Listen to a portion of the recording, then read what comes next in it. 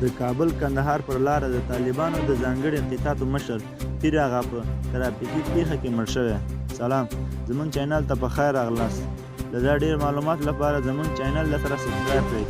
د طالبانو د حکومت ویان ذبیح الله مجاهد وایي په غزني کې د دوی د حکومت مهم غړی پیر آغا په ترافیکي پیښه کې مړ شوی.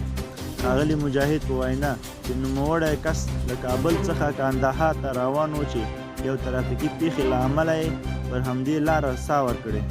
ذبیح الله مجاهد په خبرپاڼه کې پیر آغا یو مخلص مجاهد او په تیرو 20 کلونو کې د یو متمدن او جهادي شخصیت بلل شوی.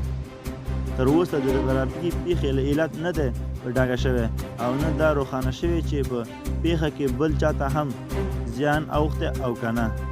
په ورته وخت کې د کابل امنیه قومندانۍ ویان خالد زدران پر خپل ټویټر لیکلي چې پیر آغا د طالبانو د لومړۍ دورې کې د ننګرهار او پکتیا والي هم پاتې شوی دی.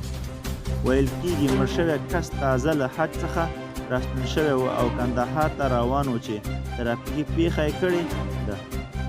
همداراز په ټولنیزو پاڼو کې د پیر آغا په اړه ویل شوي چې هغه په څو ولایتو کې د طالبانو ځانګړي انقطاعو مشر او د ننګرهار په ګډون کې هم څو ولایتو کې د داعشو وسلوالو ډلې پر ضد په ډیرو جګړو کې برخه اخیستې. دا اوس زموږ د دې وخت خبرونه. تر بیا ښې چارې.